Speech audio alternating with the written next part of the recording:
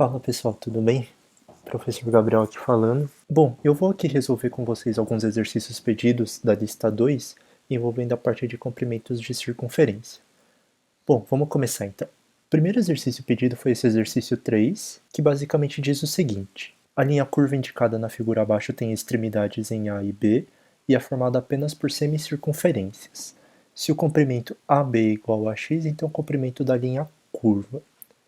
Primeiro, como ele disse para a gente que todas essas curvas são semicircunferências, eu vou definir o raio de cada uma delas da seguinte forma.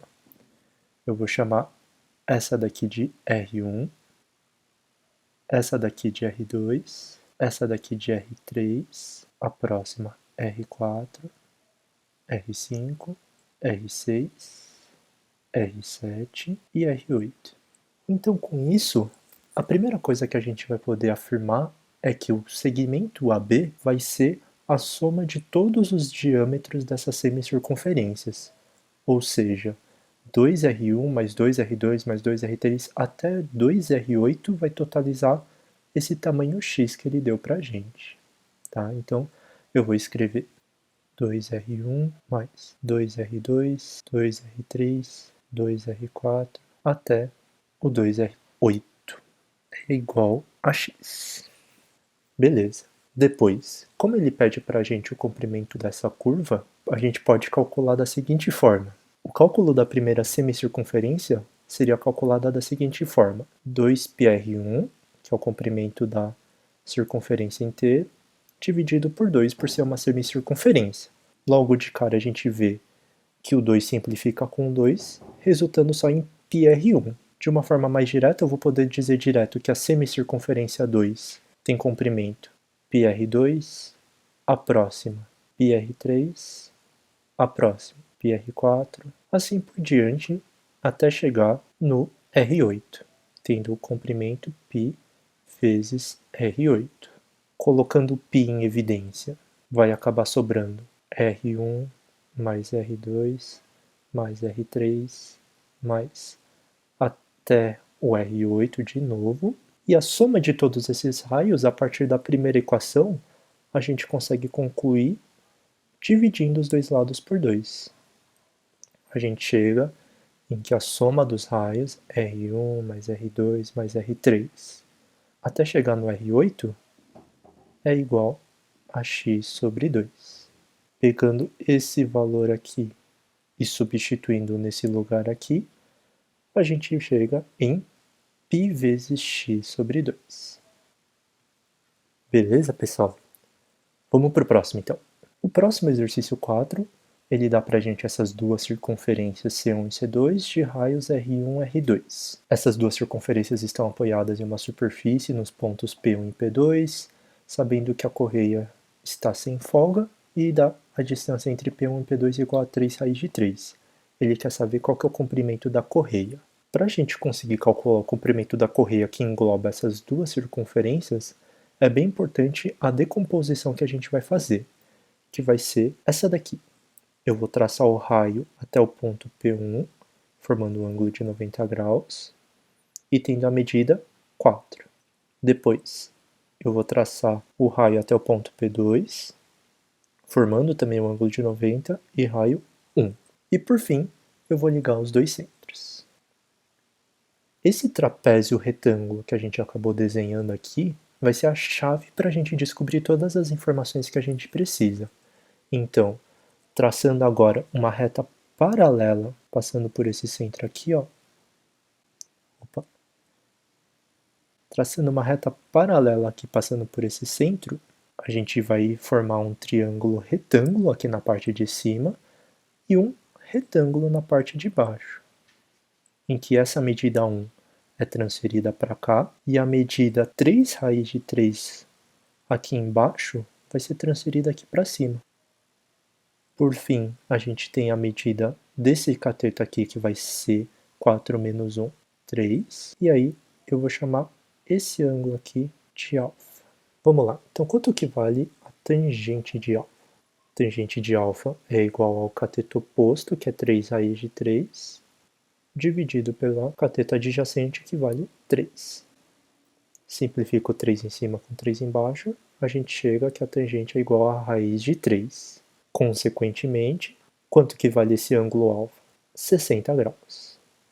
Beleza. Se a gente fizer exatamente essa mesma decomposição aqui em cima, eu poderia traçar o raio aqui e fazer exatamente a mesma decomposição.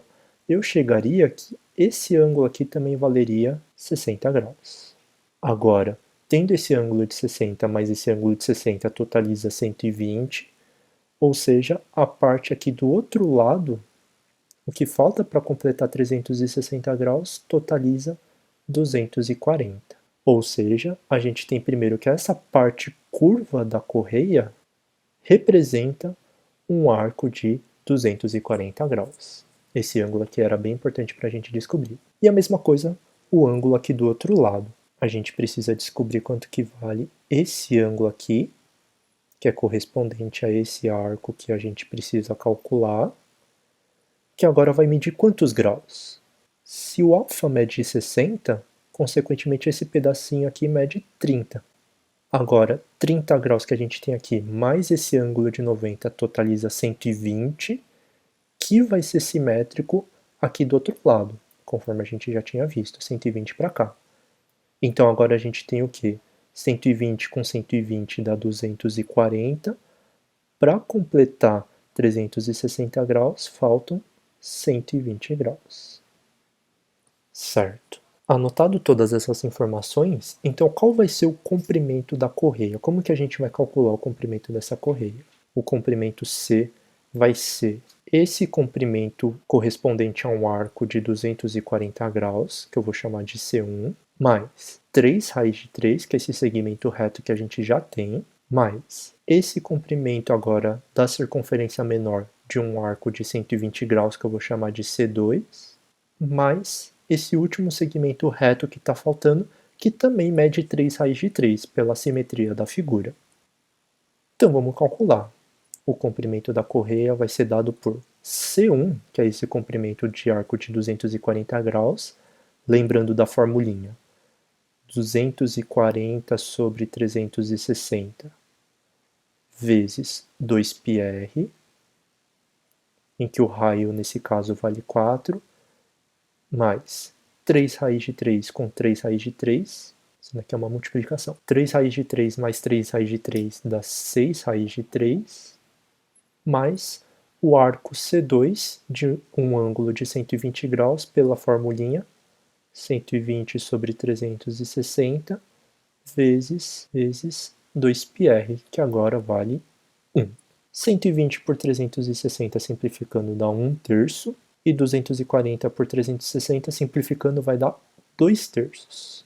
Então sobrou para a gente C é igual a 2 vezes 2, 4 vezes 4, 16π sobre 3, mais 6 raiz de 3, mais 2π sobre 3. 16π mais 2π, 18π sobre 3, mais 6 raiz de 3, que simplificando 18 por 3, a gente chega em 6π mais 6 raiz de 3.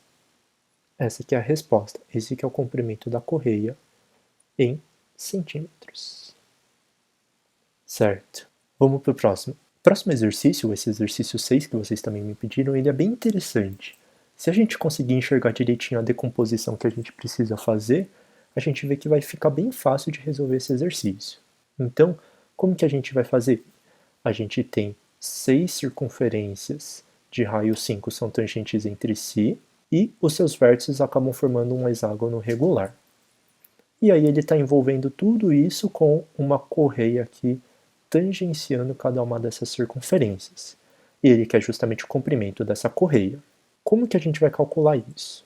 Essa correia ela é formada por arcos de circunferências somados com comprimentos de segmentos retos. Então, vamos começar a olhar primeiro aos arcos de circunferência. Eu vou ligar o centro ao ponto de tangência, centro ao ponto de tangência. Isso em cada uma das 6 circunferências. Aqui, aqui, aqui, aqui, aqui, aqui, aqui, aqui.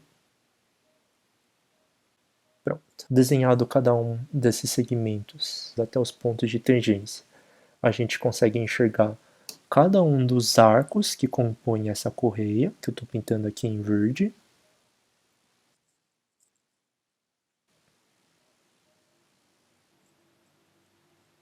E olha só que legal, se a gente juntar cada um desses arcos verdes, todos eles numa mesma circunferência de raio 5 também, vamos supor que eu tivesse desenhado uma circunferência aqui dentro, mais ou menos assim. Imagina eu juntando cada um desses arcos verdes nessa circunferência aqui, de raio 5 também. O que iria acontecer? A gente teria algo mais ou menos assim. A composição de todos esses arcos juntos conseguiriam completar certinho o comprimento de uma circunferência inteira de raio 5. Isso porque cada um desses pedaços juntos a gente vê que completa uma volta completa dentro da circunferência. Então a gente tem que a soma desses comprimentos verdes vai totalizar 2π vezes o raio, que vale 5. Vou chamar isso tudo de C1. Agora, os pedaços retos que estão faltando da nossa correia, que eu estou destacando agora em azul,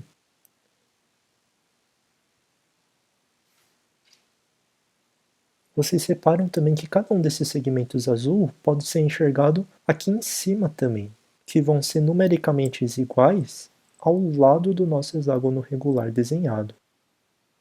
Que no caso vale quanto o lado desse hexágono regular? Ele vale 5, que é a soma desse primeiro raio, mais 5, que é o outro raio, ou seja, lado 10.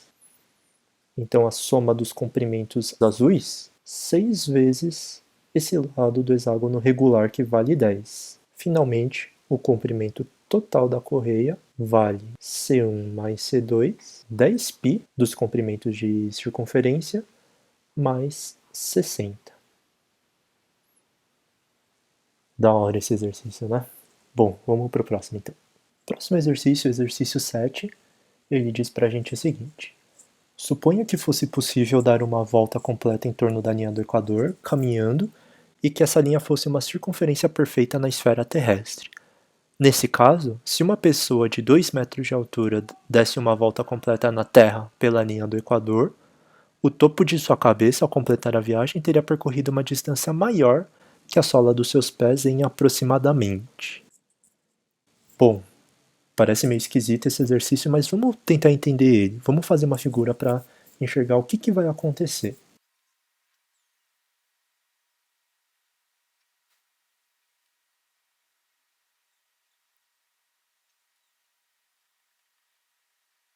Bom, suponha que a gente esteja aqui, então, e hipoteticamente você vai caminhar aqui ao redor da Terra. Então, vamos desenhar você aqui. E justamente por você ter 2 metros de altura,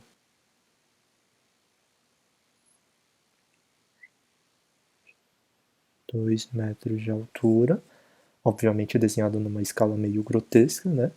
A gente tem o quê? Quando você completar essa caminhada de volta ao mundo, repare que sua cabeça está percorrendo uma circunferência maior do que a circunferência da Terra. Isso vai fazer o quê? Com que sua cabeça tenha percorrido um comprimento maior do que seus pés. E aí o exercício pede justamente o seguinte: quão mais a sua cabeça percorreu em relação aos seus pés? É basicamente isso que ele está perguntando. Só que a resolução na verdade vai ser bem simples. Primeiro, vamos calcular quanto caminhou seus pés. O seu pé percorreu o comprimento de uma circunferência cujo raio é o raio da Terra. Ah, mas eu não sei quanto vale o raio da Terra. Nem precisaria saber. No caso, por curiosidade, é aproximadamente 6.400 quilômetros. Mas eu vou deixar como sendo uma incógnita mesmo. Tá? Então, o caminho percorrido pelos seus pés é 2π vezes o raio da Terra. Beleza. Agora, qual vai ser o comprimento percorrido pela sua cabeça? Ele vai também percorrer um comprimento de uma circunferência, só que agora o raio não é mais o raio da Terra, é o raio da Terra mais 2. Então é 2π vezes, abre parênteses, raio da Terra mais 2. Então, se eu quero saber quão esse comprimento é maior do que esse daqui, basta eu fazer a subtração deles. Então, o comprimento percorrido pela cabeça menos o comprimento percorrido pelo pé vai ser, então, 2π raio da Terra mais 4π. No caso, eu já estou fazendo a distributiva aqui, tá? Menos o comprimento do pé, que é o próprio 2π vezes o raio da Terra. E aí o que acontece? 2πr menos 2πr vão acabar se cortando, sobrando somente o termo 4π. Então, no fundo, a sua cabeça percorreu a mais do que seus pés, somente 4π metros. Tudo bem, pessoal? Mais um. Próximo exercício 9, ele diz a ideia de usar rolos circulares para deslocar objetos, que foi um método que acreditam que foi utilizado pelos egípcios para a construção das pirâmides. E aí ele dá justamente essa figura para ilustrar o que acaba acontecendo e, representando como sendo R o raio da base dos rolos cilíndricos, em metros a expressão do deslocamento horizontal y do bloco após o rolo ter dado uma volta completa. Então, eu vou tentar desenhar aqui a situação do que vai acabar acontecendo depois desse tronco de raio R ter dado exatamente uma volta. Então, a gente tem uma situação inicial, que vai ser a seguinte.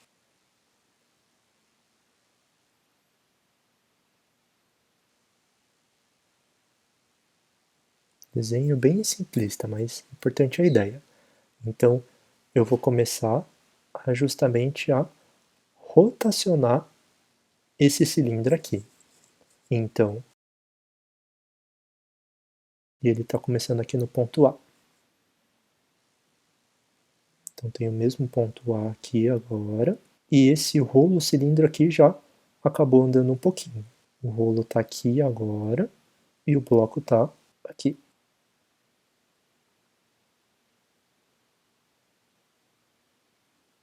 Então, só desse rolo ter rolado esse um pouquinho, o que acabou acontecendo? Quanto que é esse deslocamento aqui que eu estou destacando em verde?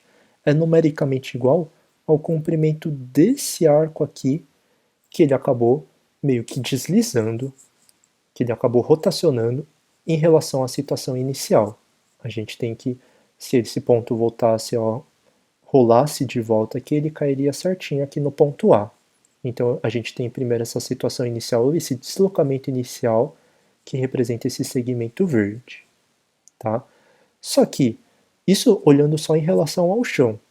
Agora, se a gente for olhar o bloco, vamos considerar o ponto inicial aqui de ponto B. Esse ponto B estava aqui na pontinha do bloco.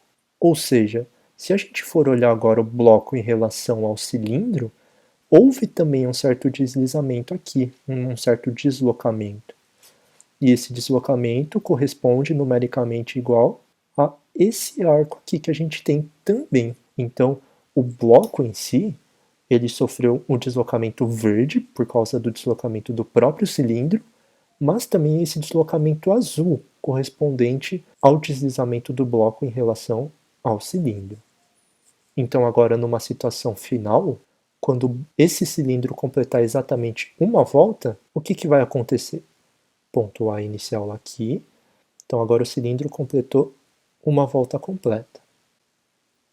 Então, esse primeiro deslocamento que a gente teve aqui, que eu estou pintando em verde, é correspondente a exatamente essa uma volta que o cilindro fez. Beleza. O bloco em relação ao cilindro também sofreu um deslocamento. Que deslocamento ele sofreu a partir do ponto B aqui? Esse deslocamento que ele sofreu também é correspondente ao comprimento da circunferência inteiro, pelo fato dele ter dado uma volta completa. Então, da situação inicial para a situação final, quanto que o bloco acabou se deslocando? Esse segmento verde, que é 2πr, mais o segmento azul, que é outro 2πr. Então, o deslocamento total é 2 vezes 2πr, ou seja, é igual a 4πr. Bom, finalmente vamos para o último exercício, exercício 10, que diz o seguinte: rola-se sem deslizar uma roda de 1 metro de diâmetro por um percurso reto de 30 centímetros em uma superfície plana. O ângulo central de giro da roda em radianos. Esse daqui acabou sendo o único exercício que eu coloquei referente a radianos, mas vamos desenhar essa situação. A gente tem uma roda de 1 metro de diâmetro, ou seja, raio de meio metro, 50 centímetros, e ele vai deslizar sobre uma superfície plana por 30 centímetros. Isso daqui vai acabar sendo meio parecido com o exercício anterior.